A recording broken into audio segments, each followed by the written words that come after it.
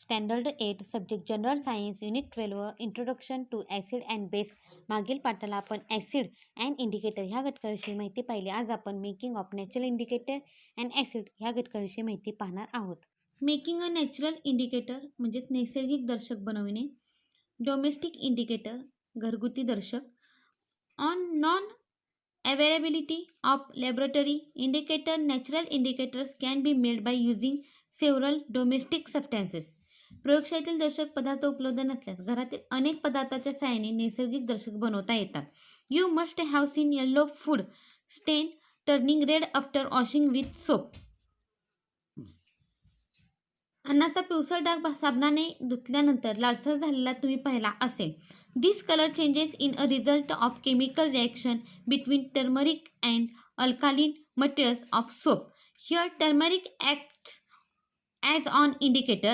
Natural indicators can also be prepared from red cabbage, radish, tomato and similarly from hibiscus and rose. बघा, हा रंगबदल अन्नातील हळद आणि साबणामधील आम्लारीमधील होणाऱ्या रासायनिक अभिक्रियेचा परिणाम होय.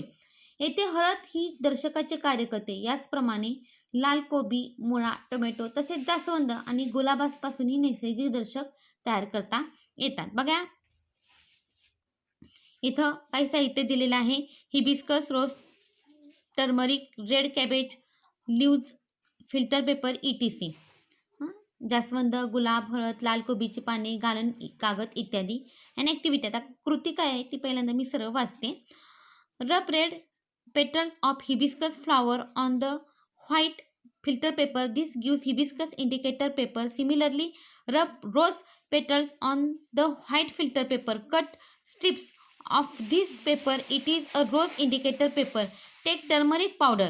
Add little water in it. Dip filter paper or ordinary paper in the turmeric water for some time. After drying, make strips of that paper. Prepare turmeric indicator paper is this way. Put leaves of red cabbage in small quantity of water and heat it. Once solution of cabbage leaves cool down, dip peppers in it and dry it. Make strips of dried paper in this way. Prepare red cabbage indicator paper. लाल जास्वंदाच्या फुलाच्या पाकळ्या पांढऱ्या गालन कागदावर घासा.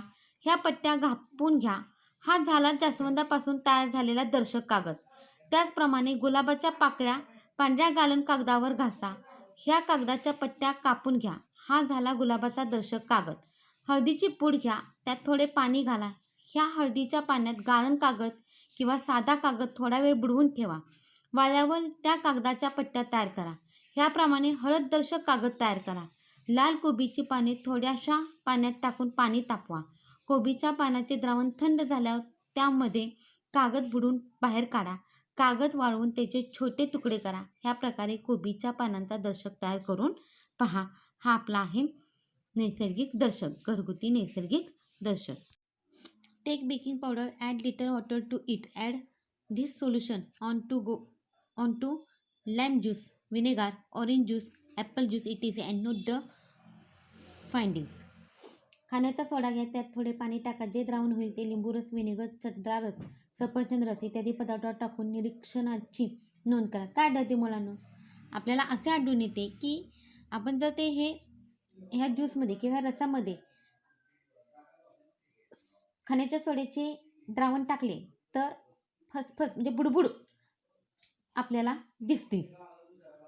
What do you observe on addition of baking soda solution in the fruit juice, whether bubbles form or effervescence came out of fruit juice.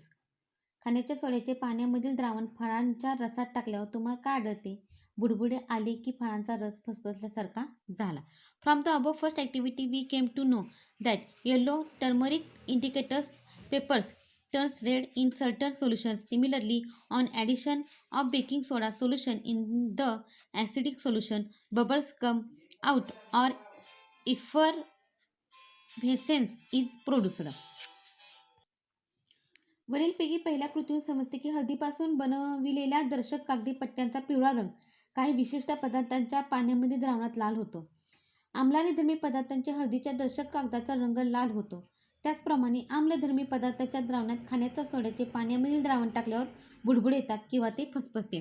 Bye this simple and easy activity we can identify acidic or alkaline substance. या दोन्ही साध्या व सोप्या कृतीतून आपल्याला पदार्थ आम्ल की आम्लारी यांची ओळख पटू शकते.